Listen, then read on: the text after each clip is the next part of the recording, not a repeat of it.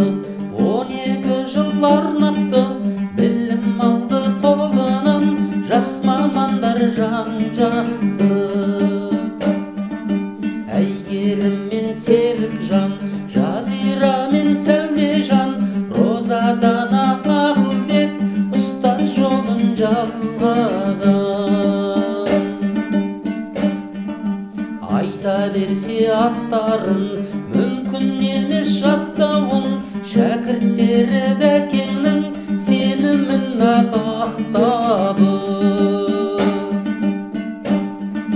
Шығармалық кештері, шаттық думан естегі, сыйлық және той кітап, авторлық бәреңдегі.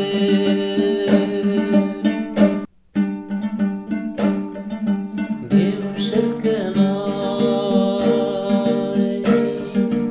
әлі есінде Дәукеннің алған іні сәлемін, ол інісі арман ет жазған арнап өлеңін.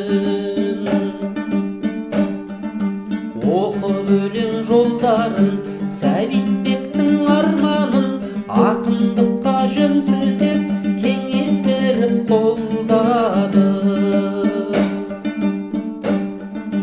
Өнер жолын қаз деді, әнім өлең жаз деді, келшілерге арналған солай туды әндегі.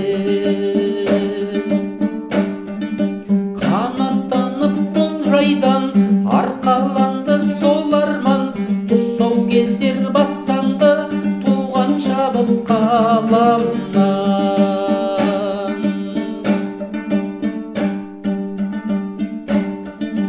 Беу шіркін ай, Қажығали Омаров Қостанайға бір барып, таныстырды Дәукенді ақ ақынға жолбарыс. Дүние гүлі өлеңін деді әнмен демегін, сол әсемен әрледі Қостанай таңы газетін. Бастаңғыны ән гүл-гүл сайрағандай сан бұлбұл, тамылжыта шырқаған ақ желеңде янсам